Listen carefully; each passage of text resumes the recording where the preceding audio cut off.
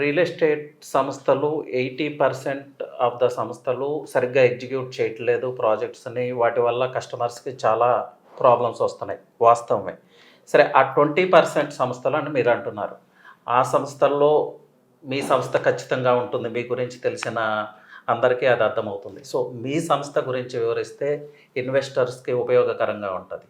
ఇప్పుడు 30 సంవత్సరాలని ఈ అనుభవాన్ని మీరే చెప్తున్నారు. అవునండి. 30 సంవత్సరాల్లో నా అనుభవంలో నేను తెలుసుకుందేంటంటే, రియల్ ఎస్టేట్‌లో ఏం చేయాలి అనేటువంటి దానికంటే కూడా, ఏం చేయకూడదు, ఎలాంటి సంస్థతోటి అసోసియేట్ అవ్వకూడదు అనేటువంటిది బాగా నేర్చుకున్నాను నేను.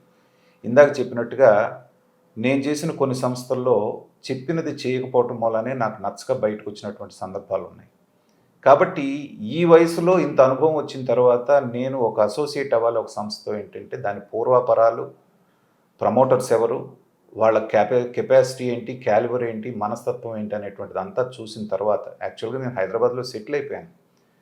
కానీ ఈ సన్సిరి అనే సంస్థ నుంచి నాకు ఆఫర్ వచ్చినప్పుడు మీరు రావాల్సిందే సార్ కంపల్సరీ అడిగినప్పుడు ఏంటంటే అంతంత మాత్రపు సంస్థ అయితే నేను వెళ్ళే అవకాశమే లేదని వీళ్ళ గురించి సంపూర్ణంగా తెలుసుకున్న తర్వాత మీకు చిన్న ఉదాహరణ ఈ 6 నెలల్లోనే దగ్గర దగ్గర 5 వెంచర్లు పూర్తి చేసి 6వ వెంచర్కి వెళ్ళబోతున్నారు అంటే వీళ్ళ క్రెడిబిలిటీ ఏంటనేటువంటిది మీరు అర్థం చేసుకోండి. తాడికొండలో వేసిన 15 ఎకరాలు ఒక్క రోజులో అయిపోయింది. కాజాలో వేసినటువంటి వెంచర్ 3 గంటల్లో అయిపోయింది. పొన్నెకల్లో వేసినటువంటి వెంచర్లో 120 ప్లాట్లు ఒక రోజులో అయిపోయింది. So this shows their credibility. పాతదారులు చేసినప్పుడు వాళ్ళు చేసినటువంటి అభివృద్ధి, వాళ్ళు చెప్పిన మాట ఎలా అయితే ఎగ్జిక్యూట్ చేశారో ఇవాళ మేము మిగతా ఇవి ఇంత ఫాస్ట్గా అమ్మగలిగామంటే ఏంటంటే మాకు రిపీటెడ్ కస్టమర్స్, అంటే మా సాటిస్ఫైడ్ కస్టమర్స్ ఎవరైతే ఉన్నారో వాళ్ళు మేము ఎక్కడ వెంచర్ వేస్తామన్నా ముందుగా వాళ్ళే వచ్చి బుక్ చేసుకోవడానికి కార్నర్ ప్లాట్స్ అని, నార్త్ ఈస్ట్లని, ఈస్ట్లో చెప్పేసి అని మొన్న మీరు వచ్చింటే చూస్తే ఆ పుష్ప 2 సినిమాకి అయితే ఎలా టికెట్ల కోసం ఎగబడ్డారో అలా కస్టమర్లు ఎగబడ్డారు. దానికి కారణం ఏంటంటే క్రెడిబిలిటీ. ఏదైతే చెప్పారో అది చేస్తారనేటువంటి నమ్మకం నాకు కలిగింది కాబట్టే నేను ఈ సంస్థతోటి అసోసియేట్ అయ్యాను. ఇవాళకి మీకు దీని యొక్క ఇది చెప్పాలి అంటే వాళ్ళ యొక్క నిబద్ధత చెప్పాలి అంటే మేనేజ్మెంట్ది ఇవాళ సిఆర్డిఏ నామ్స్ మార్చిపోతుంది. 30 ఫీట్ రోడ్స్ 35 ఫీట్ రోడ్స్కి మనం పరిమితం చేయొచ్చని రోడ్ సైజ్ తగ్గించిపోతుంది హైదరాబాద్లో లాగా. కానీ మేము మా కస్టమర్లకు చెప్తుంది ఏంటంటే వాళ్ళు ఎలాంటి రూల్స్ పెట్టినా 40 అడుగుల రోడ్డు అనేటువంటిది ప్రతి వెంచర్లో ప్రతి రోడ్డు మినిమం 40 ఫీట్ ఉంటుంది. అది కూడా సిమెంట్ రోడ్ అనేటువంటిది. దాదాపు దాని మూలన మాకు గజానికి 500 రూపాయలు ఎక్స్ట్రా పడుతుంది, ల్యాండ్ పరంగా కానీ దీని పరంగా. అయినప్పటికీ కూడా ఏంటంటే కస్టమర్స్కి ఒక మంచి ప్రోడక్ట్ అందించాలి. వేసిన బీటీ రోడ్డు వేస్తే మీకు సంవత్సరం 2 ఏళ్లలో 2 వర్షాలకు పోతుంది. కానీ ఇది ఎప్పుడైతే ఉందో మీకు ఒక 10-15 సంవత్సరాలు చెక్కు చెదరగా ఉంటుంది కాబట్టి మాకు కొంత భారం అయినప్పటికీ కూడా ఇలాంటివి వేస్తున్నప్పుడు దీన్ని బట్టి మీరు అర్థం చేసుకోవచ్చు.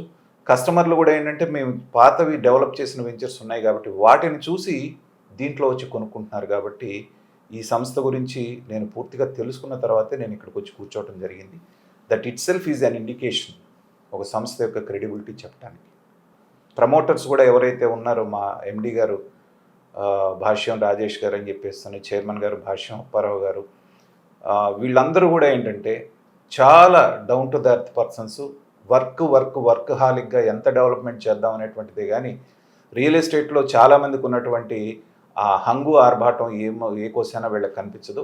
చెప్పింది చేయడానికి వాళ్ళు అహోరాత్రాలు కష్టపడుతున్నటువంటి పద్ధతి నాకు చాలా నచ్చింది కాబట్టి నేను ఈ సంస్థతోటి అసోసియేట్ అయ్యాను.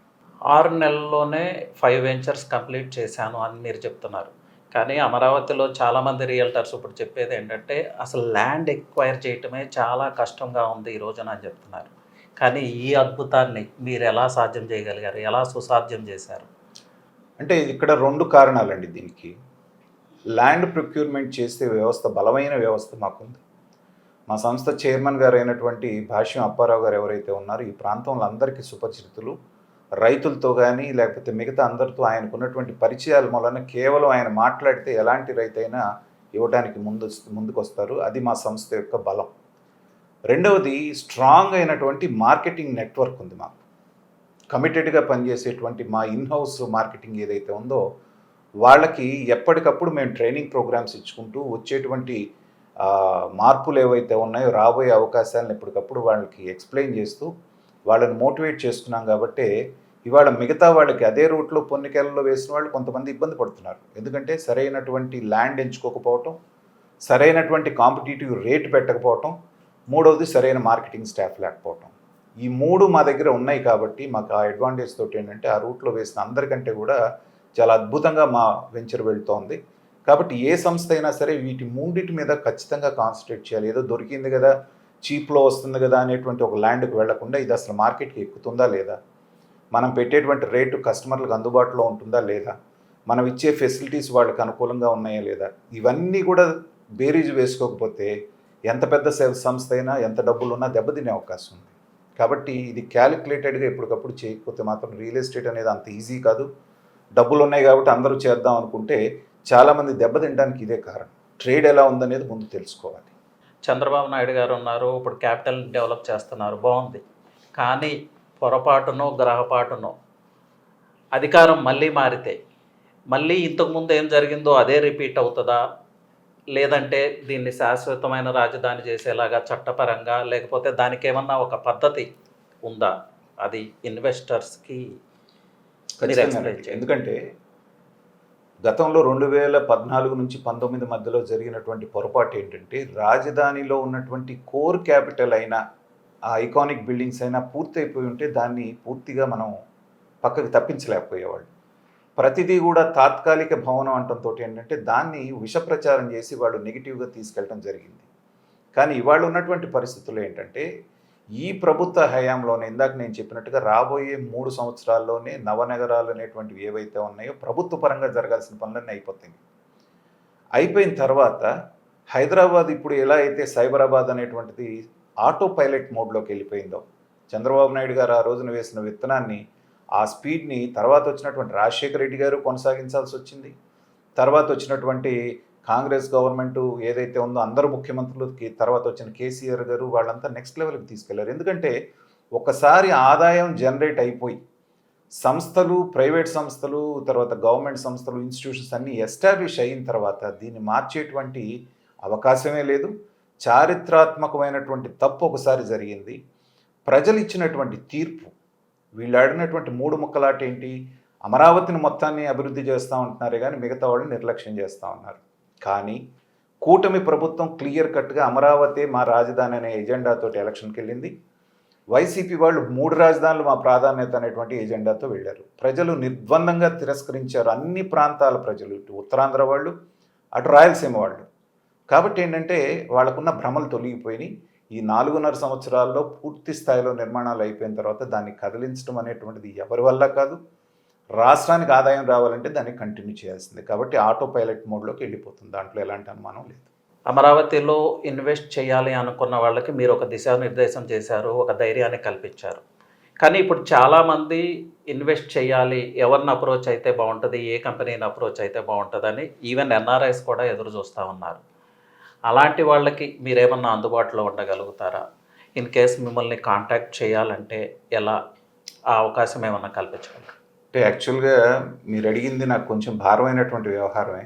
ఎందుకంటే ఒక సంస్థతోటి నేను అసోసియేట్ అయి ఉన్నాను కాబట్టి ఇది. కానీ ఏంటంటే in the interest of the state, మన అమరావతి రాజధాని, మన రాజధాని, మన కళల రాజధాని అనేటువంటిది 10 మంది దాంట్లో పార్టిసిపేషన్ కావాలి. కాబట్టి మీరు నా నంబర్ డిస్ప్లే చేయొచ్చు. మీరు ఎవరైనా దాని మీద సలహాలు సూచనలు కావాలి అంటే నాకు కాల్ చేసినా నేను ఆ విషయంలో నేను ఇచ్చేయగలుగుతాను.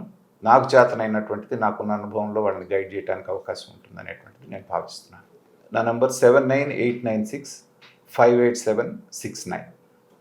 ఓకే, చాలా సంతోషం నాగార్జున గారు. అమరావతి మీద అన్ని అనుమానాలని ఈ ఇంటర్వ్యూ పటాపంచలు చేస్తుందనుకో మేము ఆశిస్తున్నాము. నమస్తే అండి. అమరావతి గురించి అందరికీ ఎక్స్ప్లెయిన్ చేసే అవకాశం ఇచ్చిన మీకే నేను థ్యాంక్స్ చెప్పాలి. ఎందుకంటే ఇందాక అన్నట్టుగా చాలామందికి దాని మీద చాలా రకాలైన అపోహలు ఉన్నాయి. గతంలో కూడా నేను ఒక ఛానల్కి ఇచ్చిన ఇంటర్వ్యూలో చూస్తే చాలామంది దాన్ని చూసి నాకు చాలా కాల్స్ చేశారు, సార్ క్లియర్ పిక్చర్ మాకు ఇచ్చారు అనేటువంటిది. నేను చేసే ఈ ఇంటర్వ్యూ 10 మందికి ఉపయోగపడగలిగితే నాకు అంతకంటే కావాల్సిందేం లేదు. సో అలాంటి అవకాశం ఇచ్చిన మీకు కూడా నేను ధన్యవాదాలు తెలియజేస్తున్నాను. చూశారు కదా, విన్నారు కదా నాగార్జున గారి మాటలు. వాస్తవంగా చెప్పాలంటే నాగార్జున గారు చాలా బిజీ. ఆయన ఇంటర్వ్యూ తీసుకోవటానికి కూడా ఇప్పుడు మాకు చాలా సమయం పట్టింది. చాలాసార్లు రిక్వెస్ట్ చేస్తేనే ఇది సాధ్యమైంది. కానీ మీకోసం అమరావతి అభివృద్ధి కోసం ఆయన సమయం కేటాయిస్తానంటున్నారు. సో దాన్నైతే వినియోగించుకోండి. అమరావతి విషయంలో ఇంత చక్కగా ఇంతకన్నా గైడ్ చేయగల పర్సన్ మీకైతే దొరకరు. ఇది నేను క్లియర్‌గా చెప్పగలను. నమస్తే.